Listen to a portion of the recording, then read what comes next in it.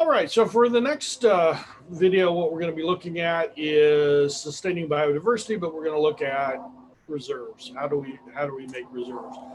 Okay, so one of the things that we need to do is look at what we call hotspots. We need to look at areas that have lots of biodiversity and start protecting those.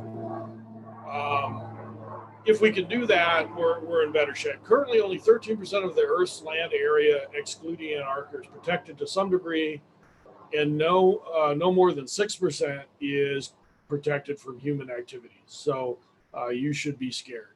We're not protecting much. How we do this is we need to slow extinction rates. We need to identify areas that can be set aside. We need to look for those hotspots. We got to stop degrading forests and grasslands, and then start trying to restore some of those back to healthier ecosystems. So establishing parks and reserves in the United States, we have the Wilderness Act in 1964, protected undeveloped public land. So it's worked out really, really well, but only 5% of the U.S. land is protected as wilderness, and most of that is in Alaska, and only 2.7% of the land of the lower 48 states is protected as wilderness. Most of it is in the West. Again, that was that manifest destiny we talked about week one. So national parks are a good idea, but problem is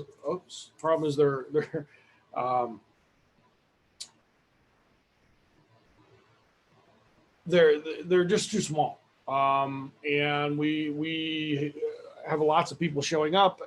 We move things around, so we'll have lots of natural bioinvaders, alien species, and the management of them. People like to go, Yosemite is one of my favorite places, but in the summer times, it is probably overused. And then obviously there's always illegal things that happen within the parks. This, don't worry about, this was a copy and paste that I forgot to get rid of. Okay, so the Vogel principle I need you to know. The introduction of alien species or substances is to be avoided, and if it must be done, it should be with extreme caution and when there are no alternatives.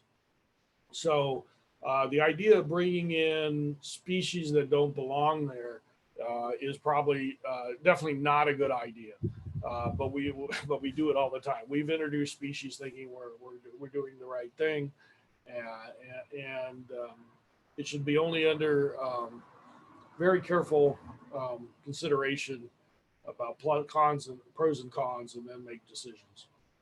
So, for instance, the black bear actually is all over Yosemite, and it's cool to see bears. But actually, the more common species would have been the grizzly bear, and now we're trying to reintroduce gray wolves, which we have something on later, which is a natural species, back to Yellowstone to try to change some of the damage that has been done there. We'll talk about that later. All right, so designing and managing natural reserves. We have one on campus. It's a little 26-acre wildlife sanctuary. We'll talk about this more during the Zoom session. It used to be 10 acres and has increased in size. The larger, the better. And that actually is a picture of what we call the swamp area. That is the swamp ridge. And what you don't realize, this picture is taken pointing toward Mount Sac. Mount Sac is on the other side of all those trees. And so we'll talk about things like corridors and things. And so the idea is, ideally, what you would do is have a reserve and then even a buffer zone that has some protection surrounding that reserve. And so you can save the inner core. Okay, so another principle we want you to know is the need to preserve wilderness is necessary as life preserves and genetic storehouses. We need to keep these areas and these species because we don't know what the next plant or the next animal is going to help us as a major food source or as a new medicine. So we need to keep these. We're losing species at an alarming rate, and we may lose the cure for cancer. we may lose some species that will help us maintain mosquitoes or something. Who knows? But extremely important to keep those. So the gray wolf reintroduction to the Yellowstone National Park. This has occurred and doing well. You can see kind of the numbers, and I'm gonna talk about this next week. We're gonna have a little video for you to watch, and then also an article to read about actually wanting to take them off the endangered species list. So that will be actually in next week's module.